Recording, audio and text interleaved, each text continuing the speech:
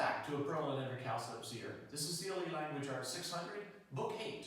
Your view from the back of my class. 6th grade, lesson 4, dependent clauses. Okay, let's first of all answer this question. Are his self and their selves compound pronouns? No. No, they're incorrect.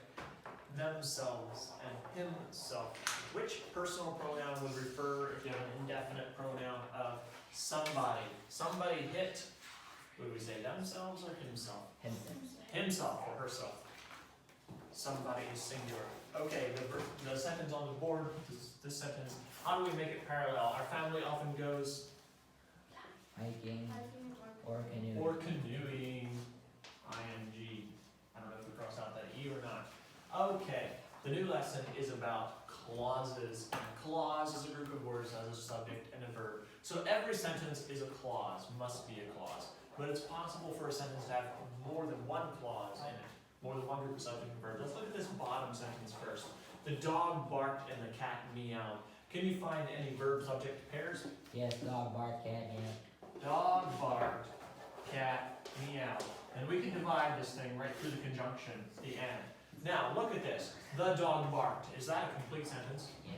Can that stand alone? Yes. Yes.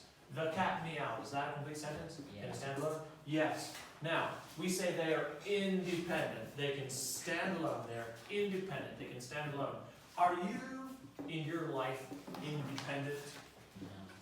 No. No, you're not. You're still dependent. Someone needs to give you a ride to school. Oh, maybe you're independent on your ride to school, but someone needs to give you a place to sleep at night. They need to provide you with sandwiches. They need to. You're dependent on some things. Dependent means you need something else in order to survive. You can't survive by yourself.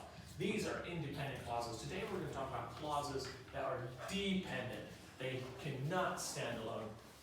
What are two clauses in this sentence? Wherever Misty goes, her pet kitten follows her. I want to find two subject-verb pairs. Kitten follows. Kitten follows. Good. Another one. Misty goes. Misty goes. Now, can we divide these two clauses? Where are the clauses? How do we divide the sentence into two clauses? Okay. Where would you break it? If you had to break the sentence in two parts, where would you break it? After goes. I would break it after goes too.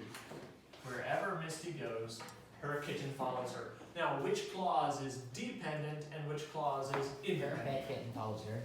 Her kitten follows her. Indeed. Can that stand alone? Yeah. It can. Yeah, we can say this is our independent clause.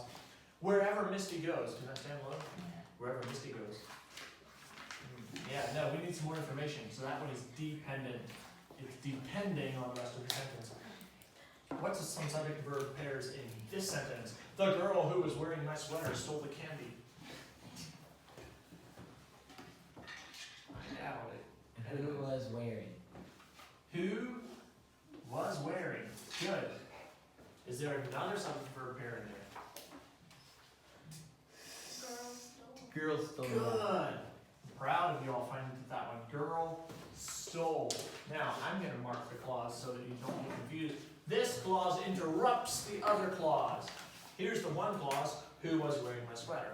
The other clause, the girl stole the candy. Which clause is independent? Which one can stand Who alone? was wearing my sweater? The girl stole the candy. That can stand alone. This as a question, who was wearing my sweater? I see you could ask a question then. But we wouldn't just have it in a book. Who was wearing the sweater? It needs more information. It's dependent. It's also telling which or whose or where, something like that. Learn to pick out those clauses as much as possible. Find a subject-verb pair, and then find a group of words that relate closely to them. And then decide, can these stand alone? If they can stand alone, they're independent. If they can't stand alone, they're dependent. Dependent clauses also always begin with a kind of special word.